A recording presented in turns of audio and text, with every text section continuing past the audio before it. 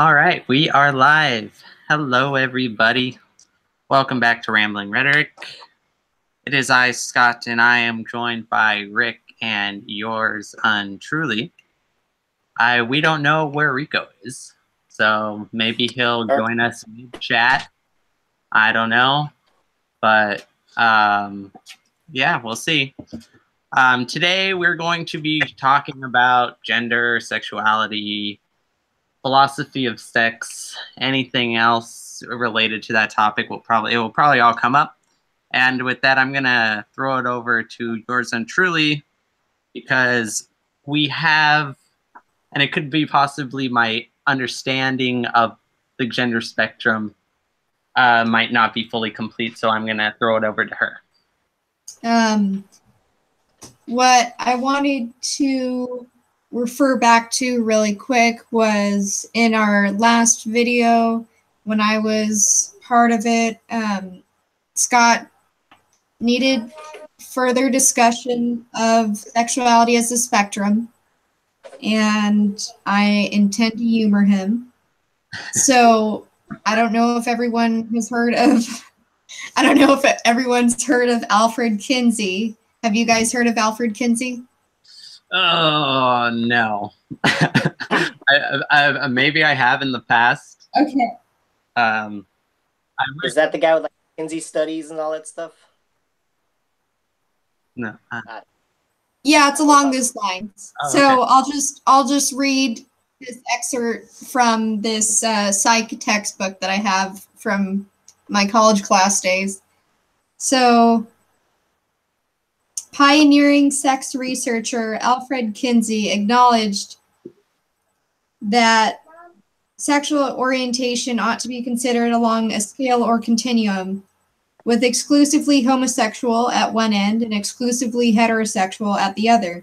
In the middle were people who showed both homosexual and heterosexual behavior. Kinsey's approach suggests that sexual orientation is dependent on a person's sexual feelings and behaviors and romantic feelings. So let's have that be an intro. Okay.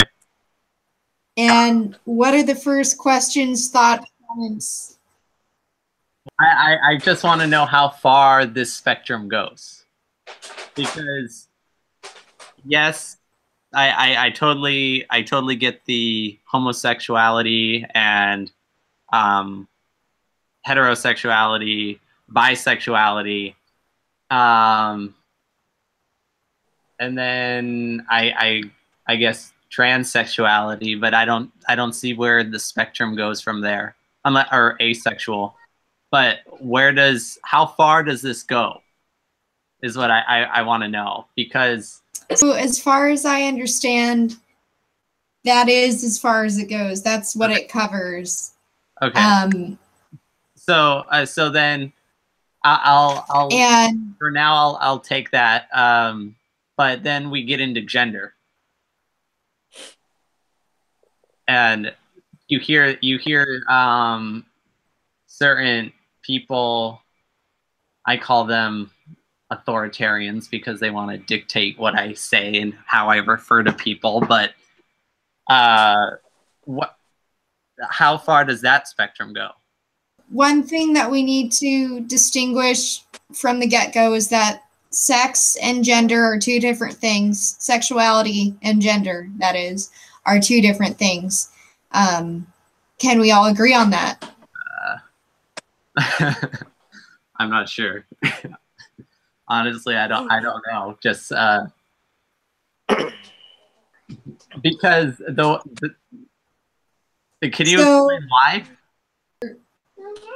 Physical sex is the physical features and other specific body parts, we'll say, reproductive organs, so that one has. That's what sex is. Biological sex. Yeah. Yes. Gender is a psychological thing. Is it though? it's psychological. I mean, Yeah, it is. I could see that as when you have a person claiming that they are like, I don't know, throws like gender number 62 out there, and they'll say, yeah, this is my gender, and I can be like, okay, that is seriously some psychological happenings going on. But the fact that I am biologically a male and that my gender is male, is would that be right? Here's how you identify. So, yeah, masculinity versus femininity versus a mixture of both versus not identifying as neither particularly masculine nor particularly feminine. Yeah, well, I mean, part of that. What you might refer to as androgynous. Okay, but part of that, wouldn't you say, has to do with like hormone levels and everything like that? I'm not really sure how relevant it really is. Okay, well, the issue that I have is I would be willing to just make a bet, because I think it's a safe bet, that if I were to go up to a guy who is clearly biologically male and were to ask him, well, how do you identify, what would be the question? How do you identify your gender? But I don't even know what the it would be something along that line. I would be willing to bet that he would say male. And so, what gender do you identify as? Sure, yeah. What gender do you identify as? And he'd probably say male. And if I went up to and that's what's considered gender. Okay, but then you have, if I were to do the same thing with females, of course they would probably, biologically they'd be a female, and they'd say, yeah, I also identify. What was the sentence? I my gender. I identify my gender as female. So I don't really see how this, even though we have all these genders on this spectrum, I just don't see how exactly that holds up when you have a large proportion of the population that just goes and says, yeah, this is my biological gender, and I also identify that way. It seems like we're just trying to please a very small minority of people in the name of feelings. Does that make sense? Yeah, I think it makes sense. I mean, I think we're in a generation where... I have an idea of what you're trying to say. What's that, Rick? I was just saying, I just think we're just living in a society where we're trying to be PC at all times. So we're trying to basically be correct in the way we say things to everybody, and even though it's a low percentage of people we're trying to be correct with. I mean, that's just how we're approaching it. Well, yeah, I mean that's basically how I'm interpreting. I mean, personally, I don't care what any individual identifies as. The issue that it comes down for me is when you try to force it onto me by demanding that I say certain things. You know, it's one thing to ask me to, and then 9 times out of 10 I'd probably say, sure, you know, I'll go with whatever you're saying or whatever you identify as. But when you decide to force that onto me, by using politicians to make laws, that's when I will say no. So, any thoughts on that? Or And I think that makes sense. When it comes down to, say, and I remember we just discussed this before, say a legal penalty involving referring to a person by a pronoun that they don't identify with, that's taking it too far to me. Clearly, that's taking it too far. Calling a person with legal repercussions involved, it just... Oh, yeah. No, I agree with you 100%. Said anything? There was I hear a child. Yeah, me too. Who is that? I'll just attribute it to the voice of God, but anyway, go ahead. I mean, for the sake of, respecting people's right to identify, as what they may or may not have been assigned gender-wise or sex-wise, rather, at birth. It's just, and I think we mentioned this last time, it's just kind of a dick move to completely disregard how they feel about it. Okay, that brings up... It's reasonable to an extent to, So there is one thing that I want to ask you before we move forward. Suppose you had an individual who was born male, and they tell everybody that they are female. Now, biologically, they are male, and there's a psychological term called gender dysphoria. I don't know if they still use that term or not. And I can look up the definition if you really want me to. But I just wanted to know your thoughts on that. Even though scientifically we have this standard of how we determine how we determine sex of an individual, and then they go around saying, no, I'm actually this, even though they're biologically speaking, it's a totally different story. Do you get what I'm saying? Not sure exactly where the problem lies. Well, the problem lies... I mean... I'm sorry. Only in the case... Well, the problem lies in the fact that they're basically ignoring scientific reality.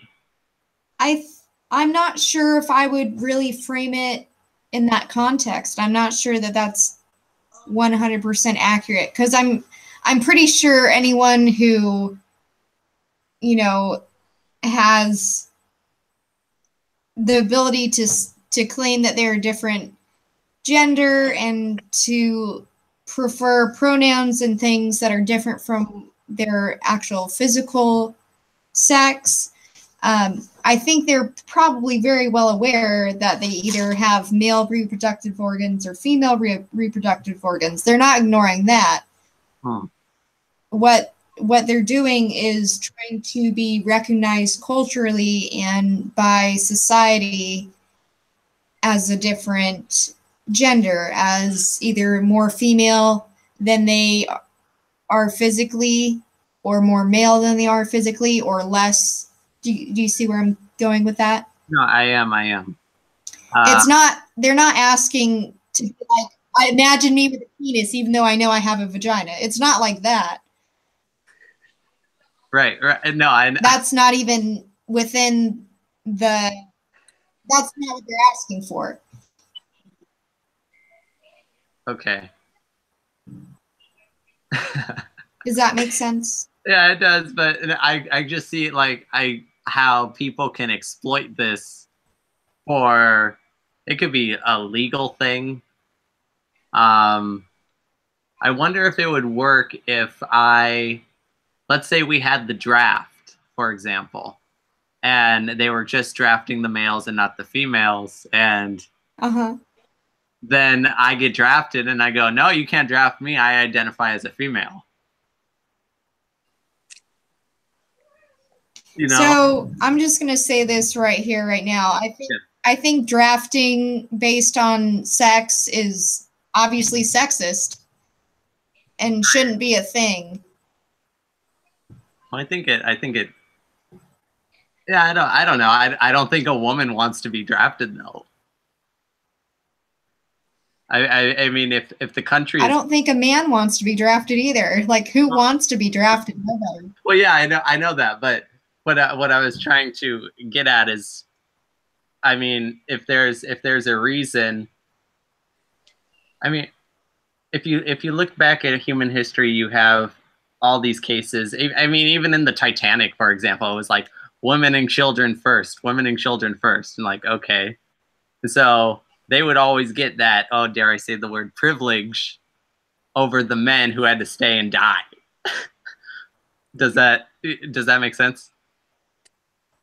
It was only because women were used as baby factories since time immemorial.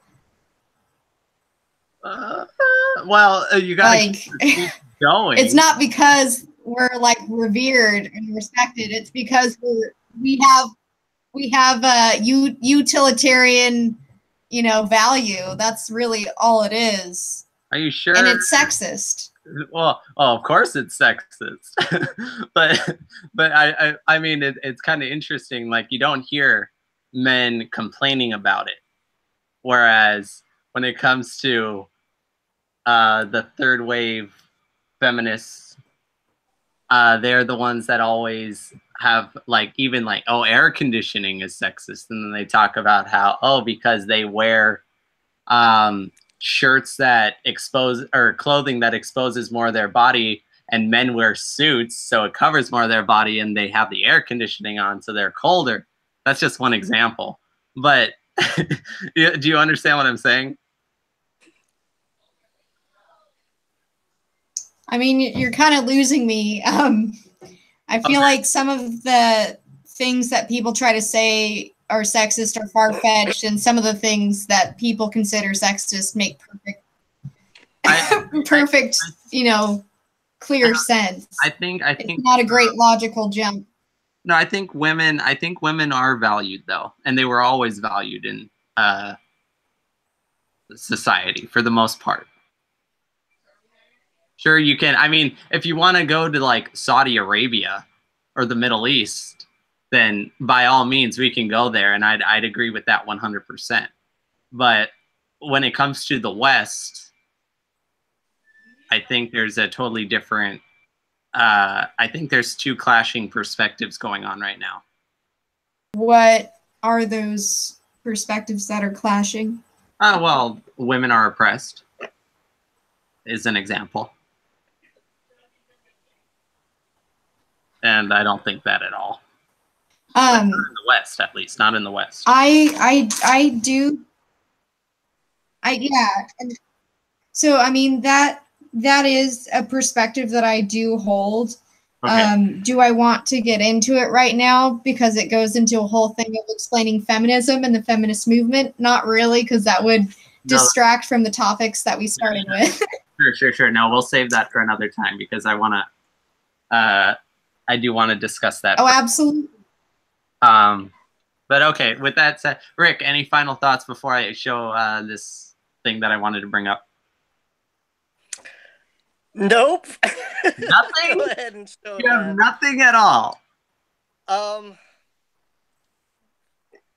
No, I don't have anything. I mean, you pretty much covered. I was just gonna back you up and support like the stuff you were saying. So, yeah, I mean, I'm not looking for confirmation, but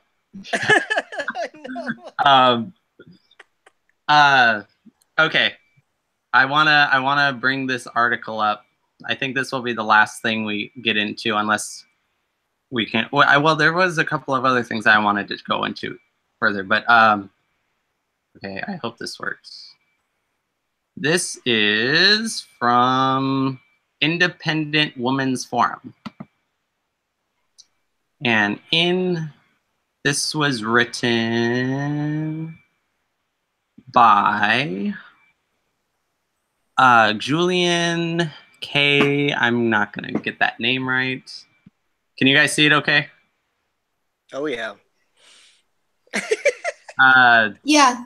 Okay, so this gets into gender roles. And a study describing breastfeeding as natural is unethical because it reinforces gender roles.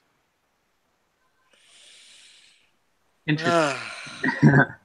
Rick, you better contribute to this. Well, I mean, if men can do it, then we would do it too. I think it's just I don't think anything's coming out from that angle to for a baby to be nourished. So yeah, I think breastfeeding is strictly a woman thing. So the most important thing about breastfeeding is, well, it's the breast milk, which is highly nutritional and has a lot of benefits compared to formula feeding. So, say for instance, a woman could possibly pump her breast milk, and the father could bottle feed said breast milk to the baby. Mm-hmm. That's a natural way of delivering the breast milk to the baby, but not having the woman be forced into physically breastfeeding every time the baby's hungry. I wouldn't consider it forced. I mean, I think. So I agree that obviously men can't physically breastfeed. Oh. Yeah, go ahead, Rick. Go ahead. I mean, I don't think it's forced. I think a mother would want to feed her baby, and I don't think it's it's more if the baby's hungry and the mom's right there. I don't think it's necessary to have her pump it and then have the dad feed when the resources are just right there, right below her chin. So but yeah. So that's a good point. However, women have other things that we need to do when it comes to being a mother that includes self-care, that, you know, every time the baby's hungry is going to be probably more often than a woman who is a mother could handle on her own. She needs sleep. She needs to be able to feed herself. She needs to be able to rest, to shower, to have some alone time to recuperate. So I think it is important for the dad to share in the responsibility of feeding the baby. Yes, of course, it's not as easy necessarily, but breastfeeding isn't always easy for the mom either. There's a lot of trial and error when it comes to breastfeeding. It doesn't always go smoothly, and it's very physically taxing.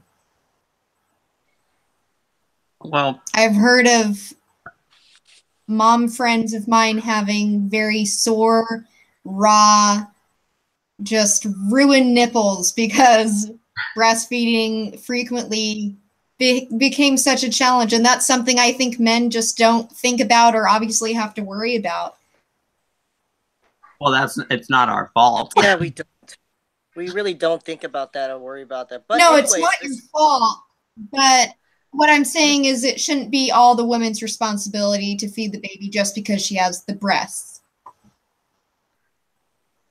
I'm just saying that if the baby's hungry and the mom's right there, feed the baby.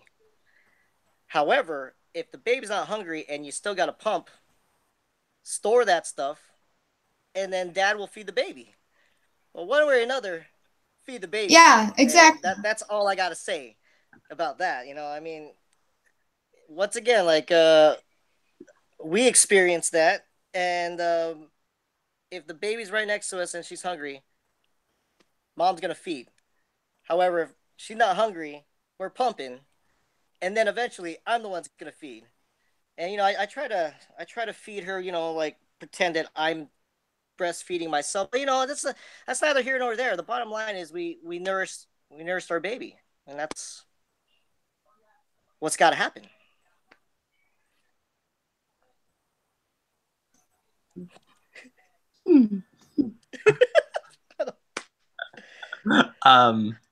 But go. No, I don't see how it is. The woman is, I mean, I guess for the sake of argument, you can say that by nature she's forced to breastfeed, but I think that's just part of it. You know? I mean, honestly, the pumping and the dad taking over some feeding responsibility, I think is a perfectly viable and acceptable option. Yeah. And shouldn't be poo-pooed. No, absolutely. Are you familiar? I'm just curious. I'm curious about like so you're saying all your friends that are moms have jacked up nipples now? Oh my God. I'm saying that they either struggled to the point with breastfeeding that they gave up, or struggled with it but kept doing it because they wanted to provide the ideal nutrition source for their growing child, or they tried to do something in the middle and pump sometimes and breastfeed sometimes. But it was very rarely always just breastfeeding all the time. That was way too much. I was just wondering if like your friends had any concerns regarding the significant others in regards to feeding the baby. Did you hear that? Yeah. I'm not sure, like, what do you mean really by that? Like, was there concerns in regards to, oh my God, my guy is not helping me feed the baby, that kind of stuff. Oh, I see. Unfortunately, some friends had to deal with that, yes. Oh, okay. That's not good. I mean, yeah, no shit.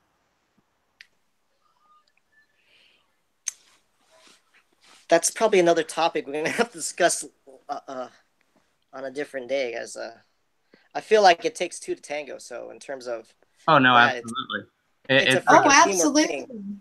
So if you drop the ball on that, then I worry about the productivity of this child.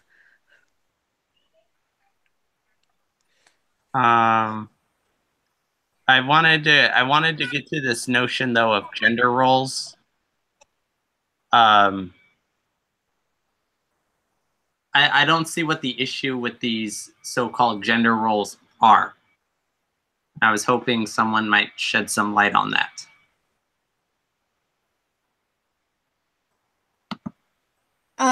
So like, for instance, in the topic of breastfeeding, like we were just covering, to me, the gender roles involved should not be, the responsibility for feeding that child, that infant, should not be placed solely on the female. That does not make sense. That's a malapplication of a gender role responsibility dynamic. It should be separated evenly between the two parents. And that's that. There's no reason why, just because you're the mother, you are fully responsible for being the primary feeder of this baby. Like, that's not reasonable. I see that. But what my issue is, when you look at the animal kingdom, and I don't know what the exact percentage would be amongst mammals, but I would be willing to bet that the overwhelming majority of females are the ones responsible for feeding the kids. Unless it's like one of those hunter and gatherer. Oh, I'm sure. I'm sure. Is that bad? Sure, but here's the thing about the animal kingdom versus, you know, human human civilization is we have technology, we have rational thought, and, you know, so many things that the animal kingdom doesn't have. The animal kingdom mostly runs on instinct. We have so much more available logically to us if we only decide to use it and make good decisions that are reasonable and fair to all parties involved. So it's because of, so if I understand this right, it's because of the presence of technology that we should get rid of these gender roles.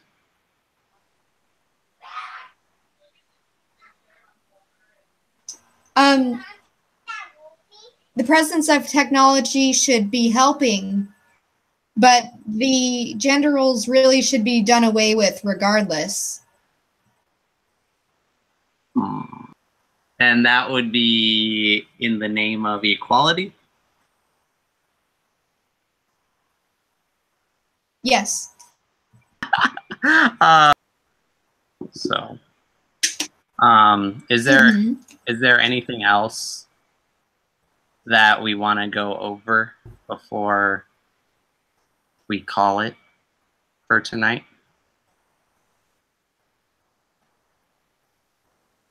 I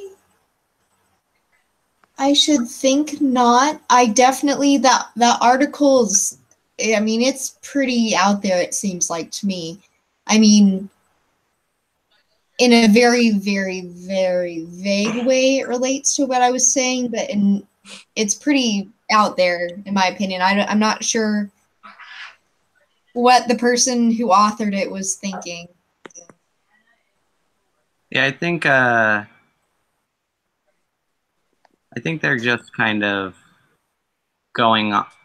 I think they're just reporting on it rather than having some sort of bias about it. So, but yeah, good. Well, that was fun.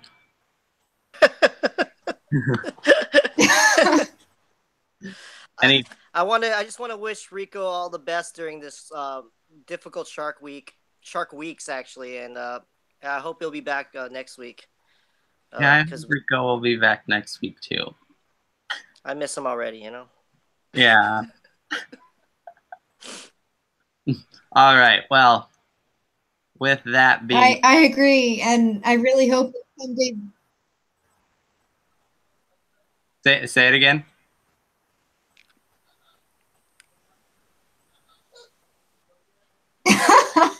I was just gonna say I hope that someday Vincent participates with us as well. Oh yeah, I'm going to arrange that. That's for sure. Yeah, for sure. Maybe for Avengers, maybe he might want to get in on this. I don't know. See, but until next time, thanks for listening, and I would like to thank yours truly again for coming on and sharing a different perspective, because that's what we value here. We value the conversation and the perspective, and we will be coming back probably next week with Avengers, and then we will go from there. So good night.